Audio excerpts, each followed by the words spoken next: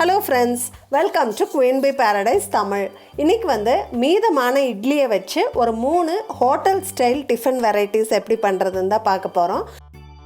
இந்த டிஃபன் 3மே ரொம்ப ரொம்ப டேஸ்ட்டாக இருக்கும். கண்டிப்பாக உங்கள் வீட்டில் ட்ரை பண்ணி பார்த்துட்டு எப்படி இருந்ததுன்னு எனக்கு கமெண்ட்ஸில் சொல்லுங்கள்.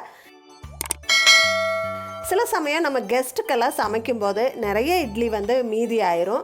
அப்படி மீதியான இட்லியை ஏர்டைட் கண்டெய்னரில் போட்டு ஃப்ரிட்ஜில் வச்சுருங்க. நீங்கள் கொஞ்ச நேரத்திலே பண்ண போகிறீங்க இந்த டிஃபன் எல்லாம் அப்படின்னா நீங்கள் ஃப்ரீசரில் வச்சுருங்க. ஒரு 5-6 மணி நேரம் டைம் இருக்குது அப்படின்னா நீங்கள் ஃப்ரிட்ஜில் வச்சா போதும். இந்த டிஃபன் செய்யறதுக்கு ஒரு 5 நிமிஷத்துக்கு முன்னாடி ஃப்ரிட்ஜிலேருந்து எடுங்க. பார்த்தீங்கன்னா ஃப்ரிட்ஜில் நிறைய நேரம் இருந்ததால் இட்லி இப்படி ஹார்டாக இருக்கும். ஃபஸ்ட்டு நம்ம பார்க்க போகிற ரெசிபி இட்லி மஞ்சூரியன். காய்கறி எல்லாம் சேர்த்து பண்ணுறதால நல்லா ஃபில்லிங்காக இருக்கும். ஈவினிங் ஸ்நாக்ஸு, நைட்டு டின்னருக்கெல்லாம் ரொம்ப நல்லாயிருக்கும். எப்படி பண்ணுறதுன்னு பார்க்கலாமாங்க. அதுக்கு இட்லியை இப்படி சின்ன சின்ன க்யூப்ஸாக நம்ம கட் பண்ணிக்கணும்.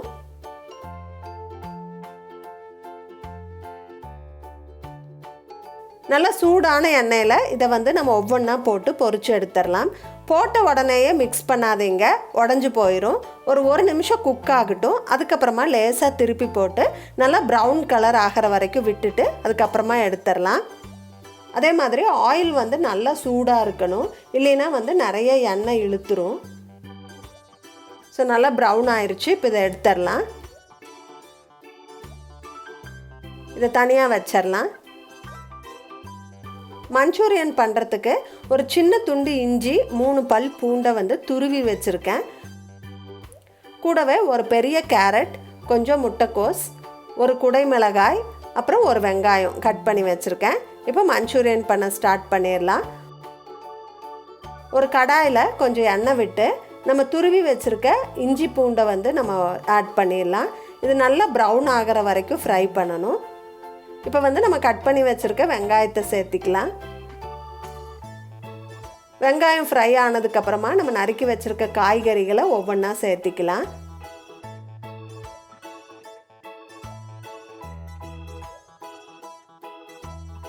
இதில் காய்கறிக்கு அளவாக உப்பு சேர்த்துனா போதும். இட்லியில் ஆல்ரெடி உப்பு இருக்கும், அதனால் அதிகமாக ஆட் பண்ணிடாதீங்க.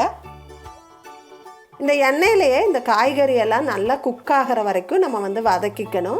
ஒரு 5-7 நிமிஷம் வரைக்கும் வதக்குனா நல்லா குக் ஆயிரும். இப்போ காய்கறியெல்லாம் நல்லா ஃப்ரை ஆயிடுச்சு. இப்போ இதில் 1 டேபிள் ஸ்பூன் அளவுக்கு டொமேட்டோ சாஸ் ஆட் பண்ணுறேன். 1 டேபிள் ஸ்பூன் அளவுக்கு சில்லி சாஸ், 1/2 டேபிள் ஸ்பூன் அளவுக்கு சோயா சாஸ், 3ஐயும் விட்டு நல்லா மிக்ஸ் பண்ணிக்கலாம்.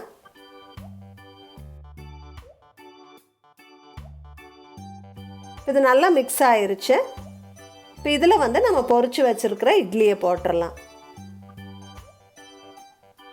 ஸோ நல்லா கலந்து விட்டுட்டு இதில் காரத்துக்காக சில்லி சாஸ் மட்டும்தான் சேர்த்திருக்கோம். அதனால் ஒரு 1 டீஸ்பூன் அளவுக்கு பெப்பர் பவுடர் சேர்த்திக்கலாம்.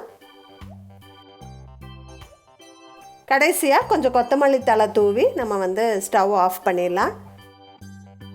அவ்வளோதான், ரொம்ப டேஸ்டியான இட்லி மஞ்சூரியன் ரெடி ஆயிடுச்சு. இதை சர்வ் பண்ணிடலாம்.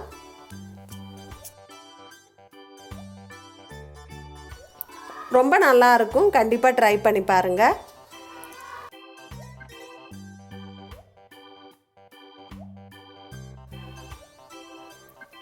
செகண்ட் ரெசிபி ஹோட்டல்லலாம் சாப்பிட்ற மாதிரி நல்லா உதிரியான டேஸ்டான உப்மா இட்லியை வச்சு எப்படி பண்ணுறதுன்னு பார்க்கலாம் வாங்க.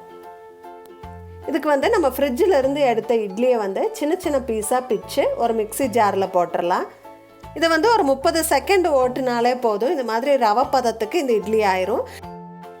இதை இட்லியை ஃப்ரிட்ஜில் இருந்து எடுத்த உடனேயே நீங்கள் மிக்சியில் போட்டால் மட்டும்தான் இப்படி ரவை பதத்துக்கு ஆகும். கொஞ்ச நேரம் ஆற விட்டுட்டு போட்டிங்கன்னா எல்லாம் ஒன்று சேர்ந்து பால் மாதிரி ஆயிரும்.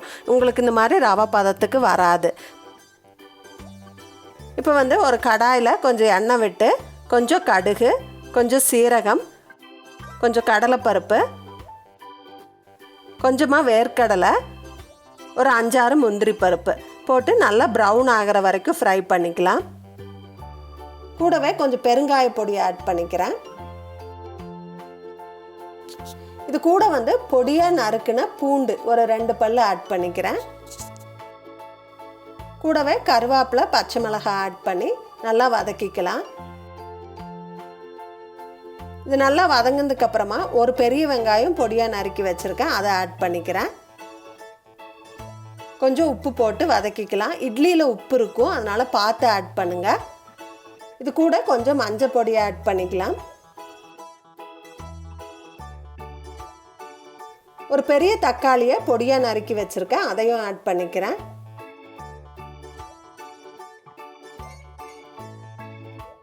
தக்காளி நல்லா வதங்கினதுக்கு அப்புறமா நம்ம மிக்சியில் பொடி பண்ணி வச்சுருக்கிற இட்லியை போட்டுக்கலாம். நல்லா மிக்ஸ் பண்ணி ஒரு 2லிருந்து 3 நிமிஷம் அந்த ஆயிலில் நல்லா ஃப்ரை ஆகட்டும்.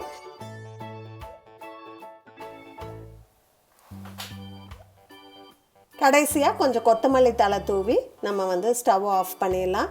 அவ்வளோதான், டேஸ்டான இட்லி உப்புமா ரெடி ஆயிருச்சு. தேங்காய் சட்னியோடு சர்வ் பண்ணால் ரொம்ப ரொம்ப டேஸ்ட்டாக இருக்கும். கண்டிப்பாக உங்கள் வீட்டில் ட்ரை பண்ணுங்கள்.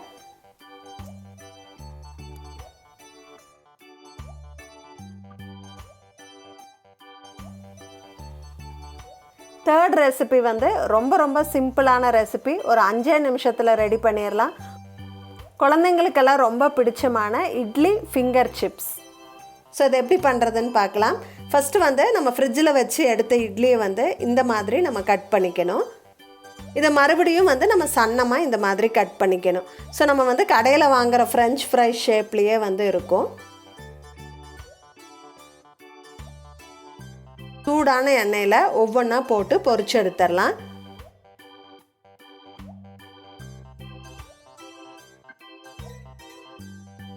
நான் சொன்ன மாதிரி 1 நிமிஷம் குக் பண்ண விட்டுட்டு அதுக்கப்புறமா திருப்புங்க, இல்லைன்னா உடஞ்சி போயிடும். நல்லா ப்ரௌன் கலர் ஆகிற வரைக்கும் விட்டுட்டு அதுக்கப்புறமா எடுத்துடலாம். பார்த்தீங்கன்னா ரொம்பவே மொறு மொறுன்னு இருக்கும். சவுண்டு பாருங்கள்.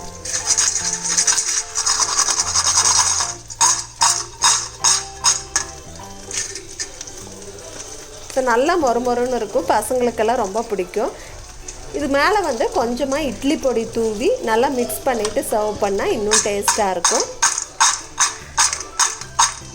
ஸோ கண்டிப்பாக ட்ரை பண்ணி பாருங்கள். ரொம்பவே சிம்பிளான ரெசிபி. நம்ம சேனலில் மீதமான சாதத்தை வச்சு ஒரு நல்ல டிஃபன் வெரைட்டி எப்படி பண்ணுறதுன்னு ஒரு வீடியோ போஸ்ட் பண்ணியிருக்கேன். அந்த வீடியோவை இன்னும் நீங்கள் செக் பண்ணல அப்படின்னா டிஸ்கிரிப்ஷனில் லிங்க் கொடுத்துருக்கேன், மறக்காமல் செக் பண்ணுங்கள். இன்றைக்கி இந்த வீடியோவில் காமிச்ச 3 ரெசிபீஸும் உங்களுக்கு ரொம்ப பிடிச்சிருந்துருக்குன்னு நினைக்கிறேன். இந்த வீடியோ உங்களுக்கு யூஸ்ஃபுல்லாக இருந்திருக்குன்னு நினைக்கிறேன். இந்த வீடியோ பிடிச்சிருந்தா எனக்கு ஒரு லைக் கொடுங்க, உங்கள் ஃப்ரெண்ட்ஸ் அண்ட் ஃபேமிலிக்கோட ஷேர் பண்ணிக்கோங்க. மறக்காமல் நம்ம குயின் பி பேரடைஸ் தமிழ் சேனலை சப்ஸ்கிரைப் பண்ணிடுங்க. தேங்க்ஸ் ஃபார் வாட்சிங். Bye bye.